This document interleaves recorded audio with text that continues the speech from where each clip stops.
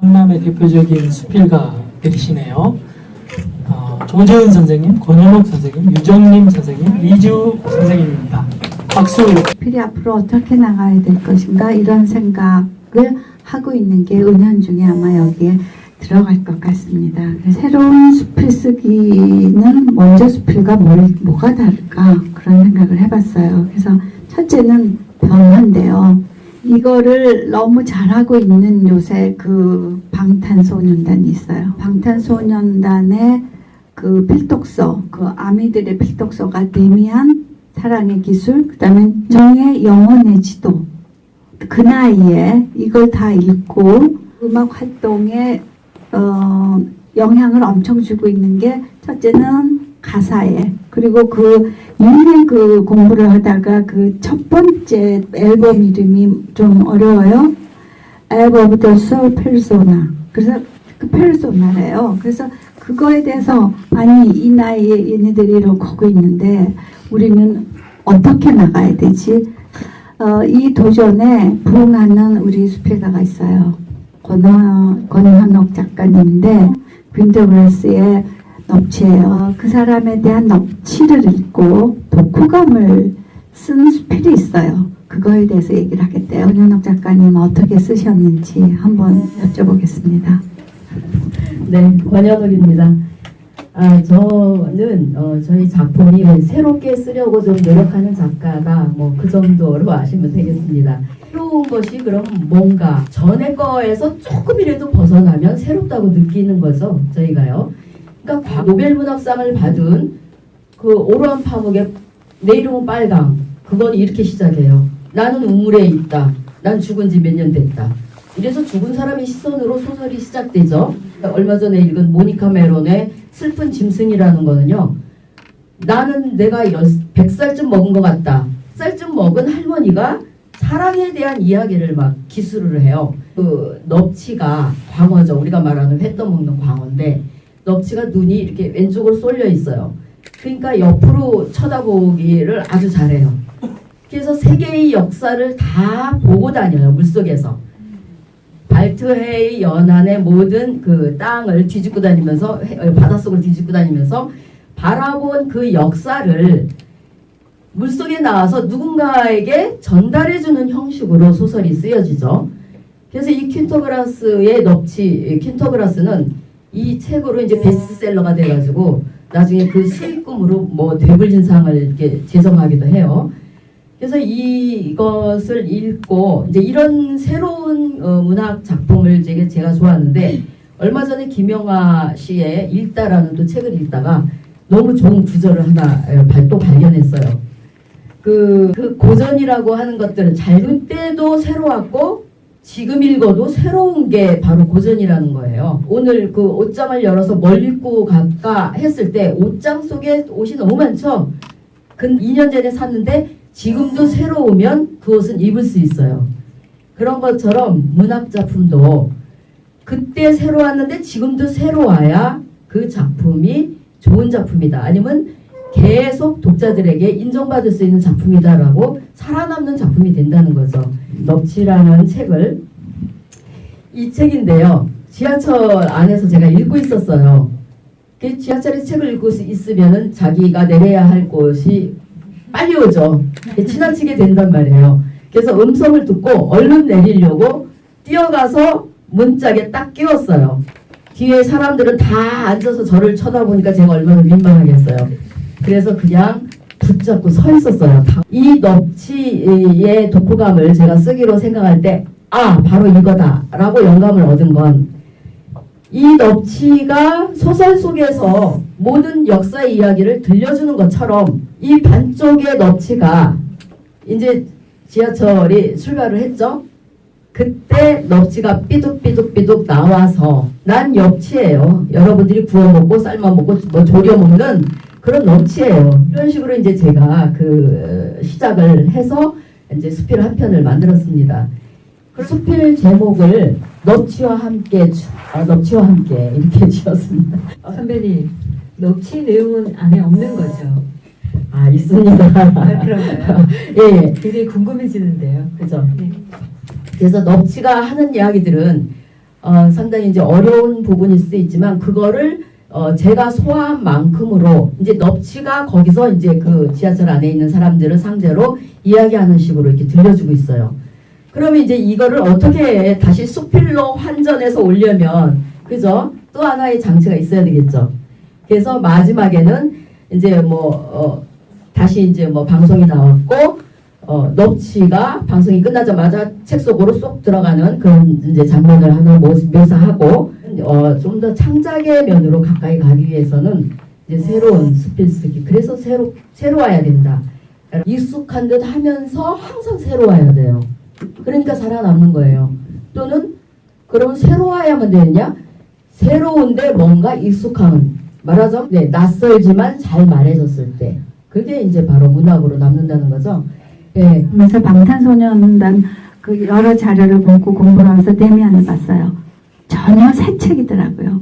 물론 지금 기억력이 엉망이 돼갖고 그건 못 읽겠지만 가슴이 뛰고 뭐 이런 거는 거의 같더라고요. 그리고 그 즈음에 며칠 식구들 밥도 굶길 정도로 완전히 빠져드는 거. 지금 그게 권 작가가 얘기한 어떤 명작의 묘미구나.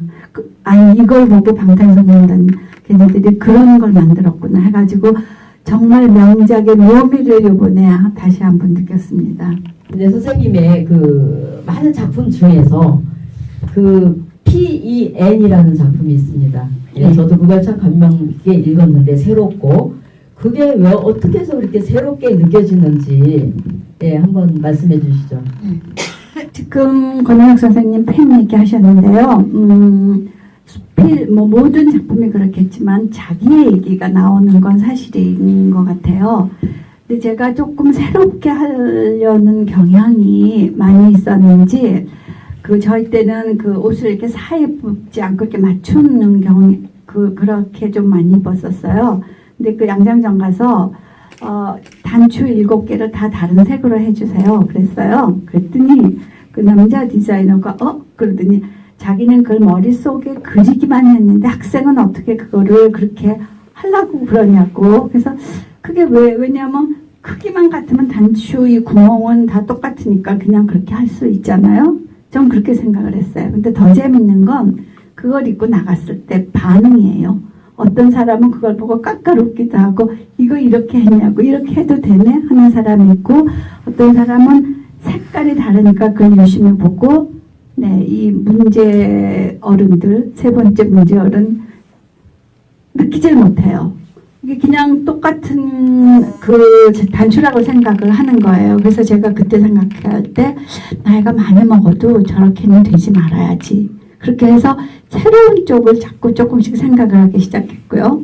또 하나 지금 권현옥 작가님 하도 고차원으로 올라가서 저는 그냥 생활에서 일어나는 일로 얘기를 할게요. 또 하나 새로운 거는 시댁에 이제 무슨 명절 때 시댁 식구들 다 오시면 한 20-30명 돼요. 그러면 저는 시어머니가 하시는 그 나물 맛을 낼 수가 없어요. 그 김치 맛을 낼 수가 없어요. 그러면 제가 생각한 건 뭐냐면은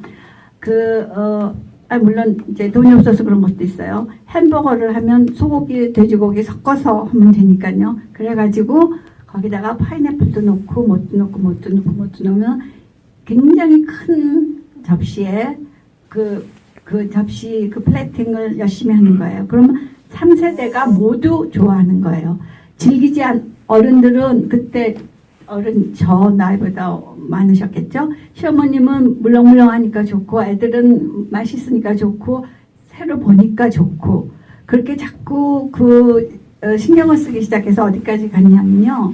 밥을 푸는데 그때는 정말 밥도 이렇게 좀 아끼고 그랬어야 되는 것도 물론 있었고요. 그냥 밥을 이렇게 넣으면 막 퍼갖고 남겨요. 그게 전 좀 아까워서 밥에다가 오미자물을 조금 넣었어요. 분홍색이 되잖아요.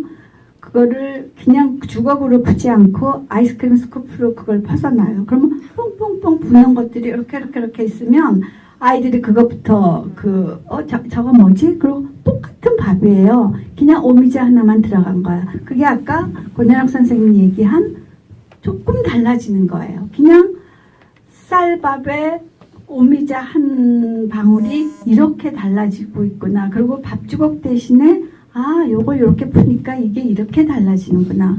그거는 아이디어였었던 것 같아요. 그래서 이때 펜을 쓸 때 청탁이 왜 수필을 쓰느냐, 뭐 시도 있고 소설가 내가 그거 수필을 쓰는 이유 같은 그 청탁이 왔어요. 그래서 그걸 쓰면 뭐 제가 시 공부도 하고 소설 공부도 해야 되잖아요. 그래야 그거에 대해서 쓸 수 있고, 근데 그렇게 공부를 열심히 할 자신이 없고, 또 하나는 언젠가는 연애사를 써보고 싶었어요. 굉장히 연애한 것 같은데요. 네. 그걸 한번 써보고 싶었는데 그걸 잘못 PEN을 어떻게 썼냐면 시의 첫 자에 시 같은 남자, 시의 분위기의 남자 실제 만났었어요. 네, 그 다음에 수필 같은 사람, 그 다음에 그 소설 뭐 이렇게 만나면 얘기도 많이 하고 그런 소설 같은 사람 얘기. 그렇게 해서 그걸 PEN으로 쓰면서 그때 무슨 생각을 했냐면 우리 그때는 다 펜으로 썼죠. 펜의 의미도 되고 또 하나 그 시소설 수필의 약자이면서 국제 팬클럽 있죠. 그 팬클럽에 들어가면 그때는 책이 이거 꼴을 써야 되든가 뭐 이랬어요. 그러니까 그렇게 열심히 해야 되겠구나. 그래서 펜이라는 생각을 한 거예요. 그리고 PEN 할 때 이제 약자를 그렇게 써놓으니까 이게 뭐지? 그러고 이제 좀 집중을 해 주셨어요. 언어는 향기로웠다. 이제 피가 누군지 아셨죠? 시 같은 남자예요. 그 향기는 현실을 잠시 잊게 했다. 피의 얘기는 맑은 날보다는 흐린 날에, 낮보다는 밤에 더 잘 들렸다. 푸른 정맥이 드러나는 가늘고 긴 손가락에서 그의 감각적인 매력이 나타났다. 가끔은 짧은 몇 마디로 자신의 깊은 마음을 전했는데 그것을 이해하기 위해서는 찰나의 눈빛을 붙잡아야 했다. 네, 시인의 아내들은 이런 고통이 조금 있지 않을까. 네, 어디 계시는데 그래서 이해해줘야 됩니다. 본인 자체가 예민하니까 옆에도 예민해질 수밖에 없잖아요. 그래서 피와는 헤어졌어요. 그래서 그 다음에 소설 쓰는 소설 쓰는 사람을 만났습니다. 소설 같은 남자예요. 네. N과의 만남은 신뢰약 같던 피를 떠나고 교양하게 장중함에 매료되었을 때였다. 그의 이야기는 새벽 생선시장에서 먹는 비린내 같고 노동하고 흘린 땀 냄새 같았다. 현실의 냄새.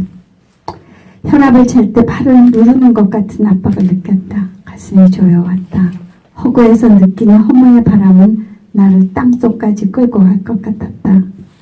허무의 생살이 닿는 아픔을 견딜 수가 없었다. 이제 세 번째 남자예요. 드디어 이를 만났어요. 네. 수필을 만났어요. 이는 햇빛 아래서 밝은 웃음으로 만나진다. 그 웃음은 지난 상처를 딛고 괴로움을 승화시킨 것처럼 보인다. 그의 세상을 보는 눈은 따뜻하지만 날카로운 비평을 담고 있다. 자기만의 특수성을 찾으면서도 편견 없는 보편성을 가진 그에게 온기를 느낀다. 당연히 수필이 제일 좋다고 썼겠죠. 그쵸? 그래서 그 다음 문장이요. 이와 만날수록 깊이 느껴지는 나의 부족함은 피와 N을 만날 때보다 자존심에 더 큰 상처를 받는다. 그러나 후회하지 않기에 이 곁에 머물 것을 결심한다. 그와 함께할 시간이 어렵다는 것을 알아서인지 가슴에 싸한 아픔이 번진다. 이 전체에 시, 소설, 수필이라는 단어가 나오는 건 마지막 문장, 이 문장 하나예요. 시와, 그리고 이제 가축 포엠 이렇게 썼어요. PN이니까. 시와 소설을 떠나보니 몇 년 후 나는 오늘도 수필을 만나러 간다. 그게 PN이죠. 앞에서 보기에도 좋은데요. 생태 수필을 쓰는 이지우 작가님. 생태의 수필을 쓴 이지훈입니다. 저는 누구나 다 쓰는 그런 식상한 그런 수필에서 벗어나고자 시도해본 거고, 그 다음에 제가 지금 현재 수년간 숲에서 활동을 하다 보니까 숲에 가면은 글에 좋은 소재들이 많더라고요. 네. 그러다 보니까 자연스럽게 개인사나 여러 가지 사건에다가 숲이 주는 이야기 이런 거기에다 또 정보 하나를 더 얹어가지고 글의 모음을 만든 게 생태 에세이 바로 지금 2세까지 나왔죠. 푸름의 홀릭입니다. 근데 이제 그 중에 하나 먹는 자 먹히는 자는 남편이 벌초를 갔었어요. 벌초를 가서 사마귀를 데리고 왔는데 배가 굉장히 뚱뚱하더라고요. 곧 알을 낳을 것 같은 그런 사마귀를 데리고 왔어요. 그래서 제가 그랬죠. 이거 왜 데리고 왔냐고. 그러면서 그곳에 그냥 놔두고 오지 집으로 왜 데리고 왔냐고 그랬는데 사람의 그 심리는 좀 달라지더라고요. 보는 순간 다시 저는 이거를 관찰통 안에 넣어놓고 한번 자세히 관찰을 해볼까 이런 생각이 들어서 관찰을 하기 시작했어요. 근데 이제 관찰을 하다 보니까 또 이 사마귀가 배가 불렀으니까 먹이 필요하잖아요. 그래서 이제 탄천에 나가가지고 곤충을 잡아다 넣어주면서 이제 이 사마귀와 그 귀뚜라미의 이야기를 대화체로 한번 바꿔봤어요, 제가. 그래서 이제 그 대화체로 바꾸면서 그 우리가 자연에서 이루어지는 거는 그 생태계의 원리는 서클이라고 얘기하거든요. 원. 그 원은 뭐냐면은 그 먹는 자 먹히는 자의 연속이라고 봐요. 저는. 그래서 이제 제 개인적으로 그렇게 생태계는 그러면서도 균형이라고 보거든요. 서로 먹히는 자가 있고 먹어주는 자가 있고 이게 계속 돌고 돌았을 때 이 어떤 이 지구상에서 이 생태계는 그렇게 해서 이제 서클로다가 그렇게 돌아가거든요. 원으로. 했을 때 이제 그걸 균형을 잘 잡아주는 게 서로 먹혀주기도 하고 먹어주기도 하고 그래서 이제 그걸 가지고 자세히 살펴보다 보니까 제가 생생한 글을 쓰게 됐고 그 글이 이제 먹는 자 먹히는 자였죠. 본문 중에서 일부분만 제가 낭송을 해드리겠습니다. 주인 발소리가 점점 가깝게 들린다. 내가 있는 곤충통 뚜껑을 열고 귀뚜라미 3마리를 넣어주고 뚜껑을 닫는다. 귀뚜라미 1. 너희들도 잡혀왔구나. 난 말이야. 소리내며 노래 부르다가 이 집 주인 여자한테 잡혀왔어. 귀뚜라미 2. 나는 소나무 숲에 들어갔다가 솔잎이 따갑고 발이 자꾸 미끄러져서 풀숲 쪽으로 거처로 옮기다가 잡혀왔어. 에이 찌마기. 이 집 주인 아저씨한테 잡혀오느라 쫄쫄 굶었는데 먹잇감이 3마리나 눈앞에서 왔다 갔다 하고 있군. 제일 싱싱한 1번 귀뚜라미 포착. 스캔 완료. 바로 저놈. 나는 사마귀의 행동을 한순간도 놓치지 않고 주시를 하고 있다. 사마귀는 성큼성큼 단번에 귀뚜라미 앞에 다가간다. 커다란 몸짓으로 귀뚜라미 앞에서 숨을 죽이고 마치 풀인 척 자세를 취하더니 천천히 그리고 빠르게 수축과 이온을 반복하며 귀뚜라미 곁으로 다가가 눈동자만 돌리고 있다. 사마귀는 요지부동 자세로 있다가 귀뚜라미가 사마귀 등에 뛰어 내리는 순간 오른쪽 앞발을 휙 내밀어 한 번에 잡는다. 귀뚜라미가 발버둥을 치면 칠수록 예리한 가시발은 귀뚜라미 몸을 점점 더 깊이 파고든다. 쩔쩔매는 귀뚜라미 엉덩이에서 풀똥이 나오기 시작한다. 이중턱을 크게 벌려 배를 향해 한입 물어뜯는다. 내장이 박이 잘려나갔다. 파열된 창자가 사마귀의 입가에 매달려 있다.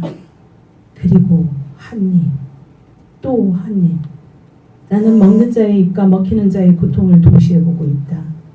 귀뚜라미의 6개의 다리가 서로 엇갈리며 허공에서 발버둥을 친다.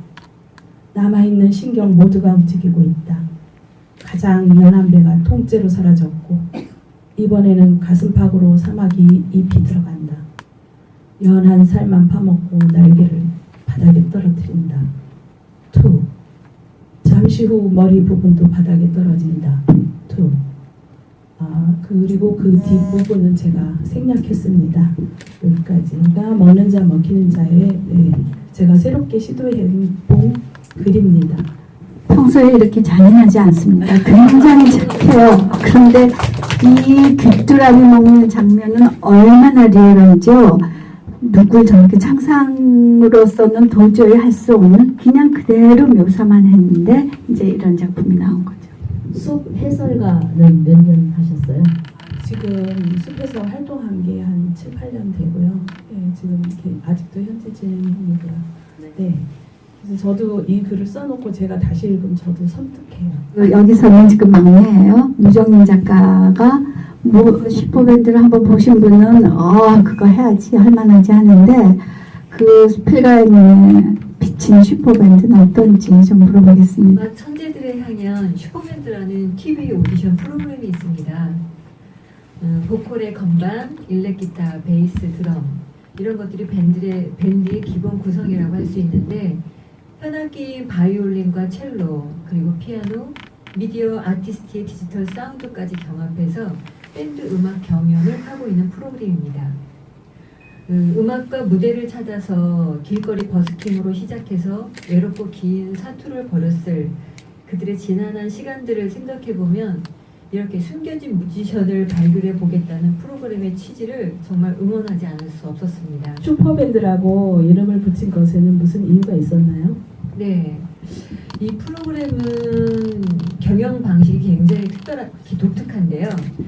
기존의 밴드 오디션 방식은 자신의 음악과 팀으로 결선까지 가는 것인데 이 슈퍼밴드는 그동안에 해왔던 팀과 음악으로 예선을 치르지만 본선에서부터는 프런트맨의 자격을 부여받아서 리더로서 밴드의 팀원을 구성하게 됩니다. 그리고 팀원들과 곡을 선정해서 자신들만의 감성으로 재해석한 곡으로 상대 팀과 대결하게 되는 거죠. 그러니까 기존에 자기네들이 했던 음악을 하는 게 아니라 시도를 하게끔 하는 네, 맞습니다. 프로그램이죠. 네. 네. 그래서 이렇게 해서 살아남은 경영자들은 다음 본선으로 진출하게 되고 그렇게 해서 소수의 팀만이 결선에 오르는 방식이거든요. 뮤지션들은 다양한 시도를 하면서 성공과 패배의 순간을 갖지만 또 그 과정에서 자신도 몰랐던 프로듀싱의 재능과 또 자신들의 색깔을 찾아가게 되더라고요. 그리고 서로를 이해하고 가장 잘 받쳐줄 수 있는 팀원을 만나게 됩니다. 사실 결선에 오르면 이제는 대결이 아니고 경연이라고 해야 맞을 것 같습니다. 를 안 보신 분들한테 그걸 가르쳐 주려고 굉장히 애를 썼는데요. 자관 보세요. 네, 보시면 됩니다. 그 첼리스트는 유럽에서 굉장히 유명한 첼리스트예요. 근데 그 첼로를 4사람이 연주를 해요. 첼로 하나를 가지고.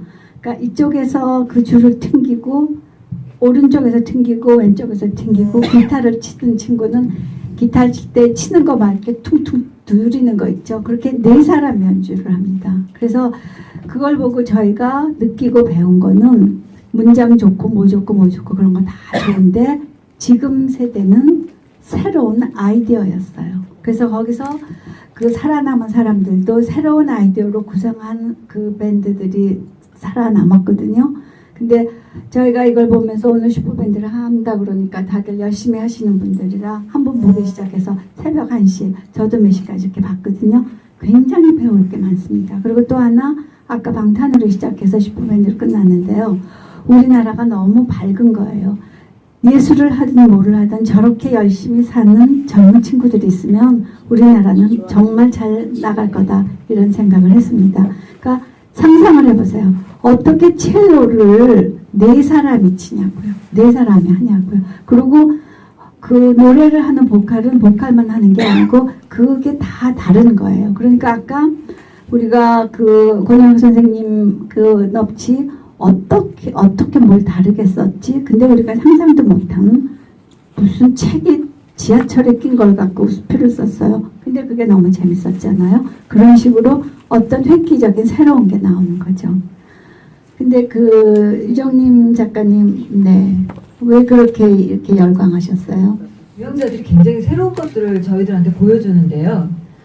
예를 들면 락과 클래식 피아노가 만나서 굉장히 화려하고 웅장한 정통의 락 음악을 보여주기도 하고 또 와인잔에 물을 채운 뒤 전류를 흐리게 해서 신비한 사운드를 만들어내서 환상적인 효과음을 내기도 합니다. 그리고 또 물소리나 또 동물원의 소리를 덧입혀서 바다와 정글에 와 있는 공간감을 또 나타내기도 합니다. 또 악기를 줄이나 현만 이용하지 않고 몸통을 이용을 해서 리듬감까지 더해주는 그런 새로운 그런 주법을 또 보여주기도 하고요. 이렇게 들어보지 못한 사운드와 또 곡에 맞는 기발한 퍼포먼스, 또 이렇게 모든 뮤지션들이 광중에 다가가기 위해 혼혈을 다 쏟아붓는 그런 모습을 볼 수 있거든요. 그래서 저는 이 슈퍼밴드 프로를 보면서 이 슈퍼밴드의 음악에는 정말 치열한 젊음의 순간들이 들어있다는 걸 봤어요. 젊음은 미숙하고 또 불완전하지만 순수하고 또 가장 열정적이기도 한 것 같아요. 또 그들은 잊혀졌던 저의 모습을 떠올리기도 하고 또 그들의 세계로, 아니 새로운 세계로 들어가서 함께 열광하고 있는 저의 모습을 발견하기도 하거든요. 치열하게 달려갈 때 그 순간이 가장 빛나는 것을 봅니다. 저는 무대 위를 열정적으로 그리고 자유롭게 뛰어다니던 그 베이스티의 어떤 베이스티의 그 빨간 운동화가 정말 잊혀지지 않습니다. 젊다는 얘기가 나오고 빨간 운동화가 나왔어요. 그래서 우리 모두 정말 빨간 운동화 한번 신어야 되는 거 아닌가. 오늘 같은 날이 더운데 청바지 쭉쭉 한번 찢어서 입어볼까, 무릎 다 나오게. 근데 우리는 지금 여기에 오신 분들은 지금 5시면 3시간 넘게 여기 앉아기 굉장히 힘드셨을 텐데요. 지금까지 앉아 계신 자체가 젊음을 갖고 계셨고 정말 이렇게 마지막까지 계실 줄 몰랐어요. 이렇게 시간이 바뀌면 이게 저희한테는 굉장히 신선한 충격이었습니다. 네, 감사합니다.